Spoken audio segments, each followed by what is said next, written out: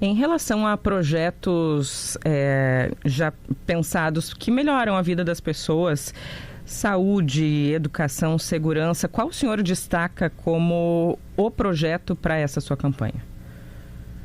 As pessoas falam muito sobre a nossa agenda sobre segurança pública, porque naturalmente é a agenda mais enfática e ela é mais clara no enfrentamento ao crime, mas se eu falar de bem-estar e das pessoas, eu acho que a revolução que a gente pretende fazer no SUS é a mais interessante. Eu digo isso porque todo mundo tem uma crítica, né? Todo mundo no universo, especialmente a direita, a ideia do SUS como um regime centralizado, né? Um modelo centralizado de saúde. E de fato ele poderia representar um problema anos atrás. Hoje, com a revolução da inteligência artificial, os modelos centralizados vão levar vantagem. Então, o modelo inglês, o modelo chinês, o modelo de El Salvador está com uma proposta super legal, já está executando, apresenta um caminho muito bom para a gente colocar, fazer a famosa interação integração dos prontuários através do prontuário único, você conseguir colocar machine learning, inteligência artificial, para, através do prontuário único, prever a evolução de determinadas doenças que uma pessoa pode ter. Né? Você vai pegando as ocorrências de uma pessoa e aí você vai saber automaticamente, olha, essa pessoa tem uma tendência a desenvolver, por exemplo, diabetes, vamos colocar um agente de saúde para ficar mais próximo das pessoas, vamos trabalhar bem a questão do acesso, né? O acesso é um dos maiores problemas do SUS, então vamos tirar qualquer tipo de critério discricionário para a fila do SUS e entregar um critério, vamos dizer, baseado na urgência dos atendimentos, vamos informatizar isso para informatizar os estoques. Dá para fazer uma revolução muito, muito grande no SUS, usando tecnologia, que vai, vamos dizer, melhorar a vida das pessoas de maneira clara em 2-3 anos. E o senhor tem números que digam que há verba para isso e nesses 2-3 anos isso quer dizer zerar a fila de consultas e atendimentos pelo SUS? O maior problema é justamente as consultas, atendimentos e cirurgias, né? O problema de acesso. O SUS, o grande problema dele é de acesso. Você vai ter que usar, vamos dizer, essa organização centralizada por parte do SUS com um enfoque muito grande do governo federal para fazer o que eles chamam de política de hub and spoke. É saber onde serão os hubs para você colocar os centros policlínicos e os hospitais com atendimento sem um papel discricionário do político. Hoje os políticos acabam fazendo hospitais com emendas e aí utilizam, vamos dizer, escolhem de maneira logisticamente errada os lugares onde isso vai ser feito. Então o governo federal vai ter que atuar aí. O SUS, infelizmente, vai custar mais nos próximos anos, não é nem por conta do meu projeto, mas sim porque a população está envelhecendo. Porém, um projeto como esse, ele tem um papel de reduzir custos no SUS, porque ele consegue otimizar a questão logística, ele consegue trabalhar muito na prevenção. A ideia de ter um prontuário único, de ter um machine learning, é justamente trabalhar na prevenção para que você evite que a pessoa vá para a mesa de cirurgia, para que a pessoa tenha um tratamento com uma doença crônica que é evitável. Então, a ideia é trabalhar, vamos dizer, usar a inteligência para você, no longo prazo, diminuir os gastos que você tem no sistema único. Rosane. Eu queria entender melhor a sua proposta. O senhor falou de El Salvador, né, que é um país onde as pessoas, tem muita gente que é presa de uma forma que não cabe na nossa Constituição. A sua ideia é mudar a Constituição? E também em relação às emendas, hoje o senhor disse que o país é, de certa forma, refém do Centrão, e é refém, o presidente é refém do Congresso nessa questão das emendas. Como é que o senhor mudaria esse tema das emendas para que não se tenha hoje a situação que nós temos, em que, de fato, mais de 50 bilhões do orçamento vai para as emendas parlamentares?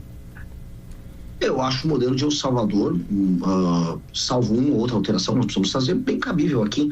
O enquadramento através do direito penal do inimigo de membros de facções criminosas como pessoas que terão uma atenção especial e um direito diferente é perfeitamente passível de ser recebido pela legislação brasileira.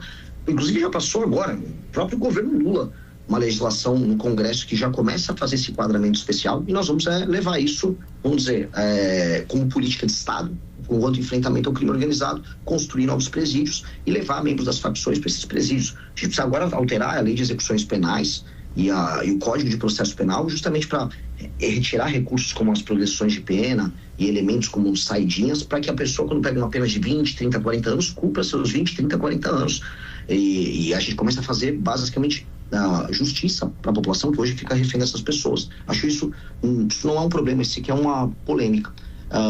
Um outro tema que é das emendas, eu entendo que este é um problema central, porque, infelizmente, com o empoderamento do Centrão, esse se tornou um regime de acumulação por parte dos políticos desses partidos. E esse regime, ele enfraqueceu demais o poder executivo. O que nós vamos precisar fazer? Antes de tudo, eu não tenho problema nenhum em dando um estímulo agora, em curto prazo, para que os políticos, através da nossa reforma fiscal, trabalhem para diminuir os gastos obrigatórios, abrindo espaço para discricionário, eu autorizar o aumento das emendas, não apenas por um critério meramente de arrecadação orçamentária, mas um share do orçamento discricionário mediante cortes em gastos obrigatórios, fazendo com que o Centrão trabalhe dessa maneira, num curto prazo, como um elemento que ajude em reformas fiscais. Depois, o que nós vamos precisar fazer é fiscalizar e muito integrar a emenda com as políticas públicas baseadas em resultados que funcionem nos municípios. Ou seja, o poder discricionário que um político tem, falar, eu vou fazer uma praça em Arapiraca, igual o Arthur Lira fez um monte de praça em Arapiraca porque era a base dele, tem que acabar. A emenda do Arthur Lira, se for para Arapiraca, vai ser estabelecer um plano já pré-estabelecido de gestão que vai melhorar os indicadores de Arapiraca. Bom, eu queria lhe perguntar sobre alguns temas importantes, né, e até polêmicos na área de economia. O senhor já falou sobre o juro. Qual a sua política para permitir que o Banco Central reduza a taxa de juros e se concorda com a política monetária que o Banco Central está implementando agora?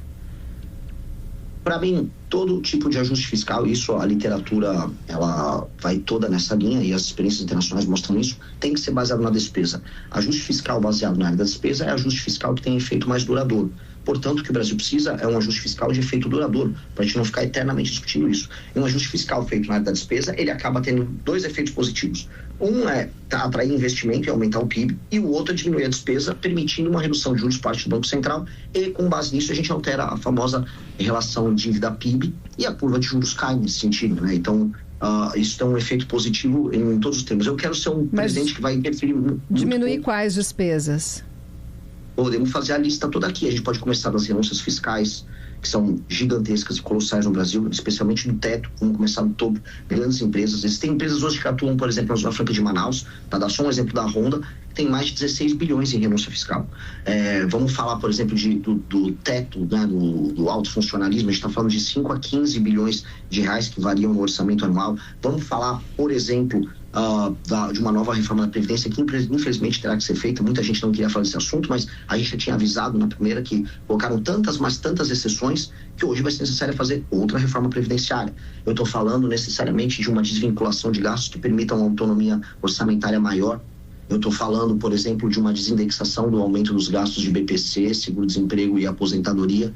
São todas medidas que são protocoladas numa PEC, que já foi colocada pelo nosso deputado federal, Kim Kataguiri, e são medidas que vão ter um efeito gigantesco. Estou falando de 3,3 trilhões, isso não é uma estimativa minha, isso aqui é a equipe técnica da Câmara que participou da elaboração desse projeto, que em 10 anos tem um efeito de reduzir 3,3 trilhões. A gente está falando de uma reforma que altera a dinâmica de gastos e funcionamento do Estado brasileiro, o que vai permitir não só a queda dos juros, mas queda dos impostos no longo prazo, para que o Brasil fique um país fiscalmente sério. Retomaria a taxa das blusinhas? Não, acho que não tem nenhum sentido isso aí. Acho que, imagina, a gente está falando de um país em que as pessoas perderam a capacidade de consumo. Aí os poucos bens que as pessoas podem comprar, como um pequeno eletrônico, uma blusa, uma roupa, uma coisa que mantém a autoestima de uma moça ou um cara que está trabalhando, sei lá, como entregador, precisa de um celular, esse pequeno insumo de trabalho, vou colocar nesses termos, ser proibitivo é bizarro. Vamos dizer, uma falta de noção gigantesca. E a discussão do fim da 6x1 e da redução da jornada semanal, qual é o seu posicionamento? Eu sou contrário à proposta que veio do governo e considero vexatória a postura da direita brasileira em sequer se colocar na mesa para discutir. Saiu ontem, não sei se vocês acompanharam, uma entrevista horrível do Valdemar da Costa Neto, em que ele alegava o seguinte, que não haveria como eles se oporem porque ele não vai fazer uma oposição por parte do PL porque eles iam perder votos, mas que ele discordava do projeto, mostrando que é apenas uma posição casuística adotada ali por eles. Acha que não tem que acabar com a 6x1 e que tem que manter a jornada em 44 horas? Não, eu acho que a gente tem que ter uma reforma na legislação trabalhista brasileira profunda, que aumente a flexibilização. Hoje a gente tem uma legislação muito velha e a gente está discutindo nos termos errados. A gente está pegando, tem uma legislação velha e aí eu vou adequar ela através de uma política populista para uma demanda que surgiu ali no Rio de Janeiro com um vereador e que pegou nas redes sociais. Qual é a maneira correta de tratar desse assunto, na sua opinião? É uma reforma profunda na legislação trabalhista brasileira. E qual seria o modelo? É 5x2, é 4x3, é 6x1? Não trabalhar nessas categorias, porque o mundo já não trabalha mais nessas categorias. Hoje você tem uma alta flexibilização nos contratos de trabalho. Você pode estabelecer limites de horas semanais e aí você pode permitir que as partes façam os contratos deles. Hoje, a economia global ela vai mudando para outros perfis, é muito mais uma economia de serviços. Essas categorias do tipo, é tanto por tanto, com tantas horas, isso é um modelo industrial verticalizado, tanto que a CLT é do período, vamos dizer, do meio do século XX. O mundo não é mais esse. Como seria para o senhor, então, cada categoria definindo como vai ser? Seria você tem sindicatos com concorrência. Isso eu vou pegar um exemplo que é presente, por exemplo, na Ásia. Sindicatos que concorrem entre si para atender esses trabalhadores fazem os seus contratos com suas áreas. Em alguns contratos em que há uma organização dos trabalhadores, você consegue estabelecer um regramento específico para ela, já entendendo o funcionamento da área, e o mercado atendendo a demanda tanto do empregador quanto do empregado.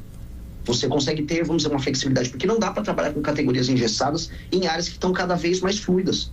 Mas, por exemplo, na indústria, né? Ontem o empresário Jorge Gerdau e o Rampeter falou que a indústria brasileira não é competitiva, vai ficar menos competitiva com a jornada reduzida, e até citou o exemplo da China, onde muitas vezes muitos operários da indústria siderúrgica trabalham 11 horas por dia. A sua ideia é isso, que tem essa possibilidade de, digamos assim, o sindicato das indústrias de determinado setor combinar com os trabalhadores que possam trabalhar 11 horas ou 7 horas, combinar, cada empresa ficaria liberada para fazer, cada setor liberado para fazer acordos? Pois e é isso que está funcionando não só no mundo, mas com os nossos concorrentes.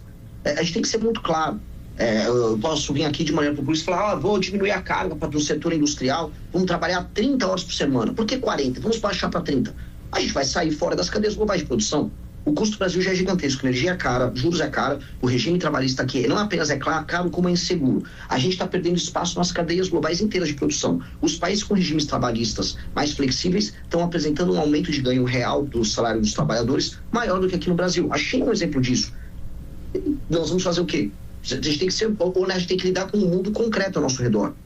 Uhum. O mundo concreto, ele não está dando espaço para o Brasil. E o Lula está sendo altamente irresponsável, porque ele quer se reeleger e falar, você vai trabalhar menos e você vai ganhar igual. Não vai acontecer isso. Não vai acontecer. A gente já está vivendo uma situação amplamente precária do ponto de vista de competitividade e vai ficar mais precário ainda. Por favor, não esqueça de se inscrever no canal e deixar o like no vídeo.